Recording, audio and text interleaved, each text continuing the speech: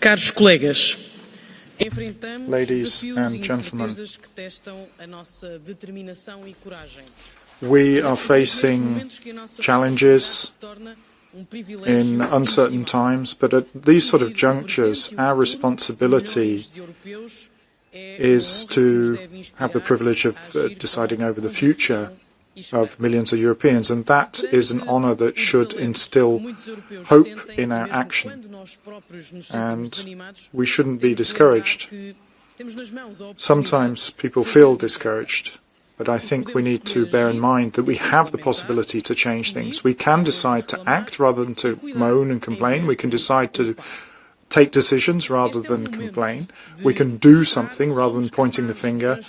It is high time to show that we are in a position to meet the challenges and turn them into opportunities.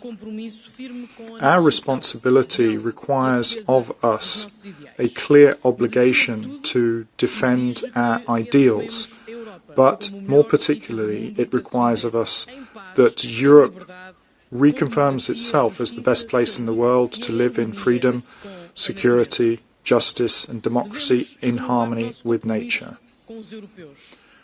We have to meet our obligations and renew those vis-à-vis Europeans. We have to allow ourselves to rely on our values, and we need to be prepared to forge alliances and partnerships, but also do this out of our own free will, not out of fear. The world is changing rapidly, and it is high time that Europe move on from adolescency and lack of maturity to the age of adulthood. We must become more awake about this, more conscious. We need to look to a multilateral world, but we need to be stronger as Europe. We need to be more ambitious. We need to face the challenges, because the challenges that are there require more authority from those who can actually do things. So, time is in fact our worst opponent. Sagomaro said that we're not in haste, but we shouldn't lose time. We shouldn't lose time in respecting democracy and finding consensus. We shouldn't be over-hasty in listening to people, but we shouldn't lose time. We shouldn't lose time in making progress, in defending Europe, in saving the planet. We shouldn't lose time politicking.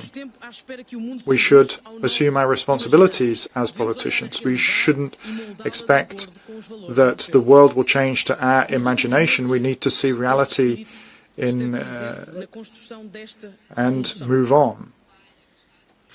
In the drafting of this resolution, we've had lots of people on board.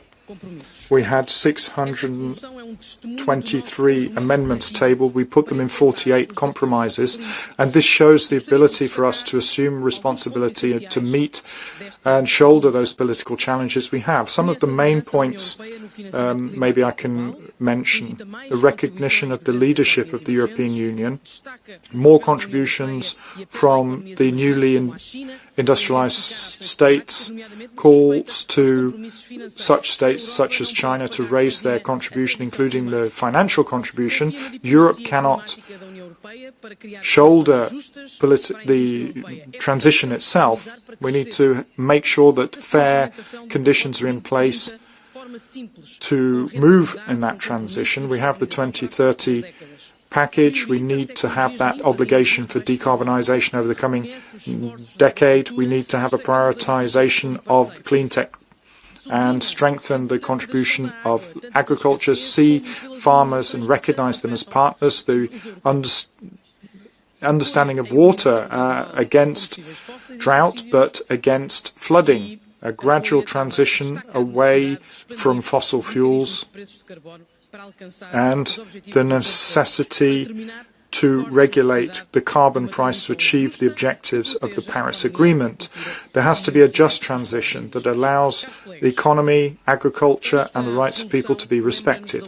Ladies and gentlemen, this resolution recalls that we have to save our planet urgently.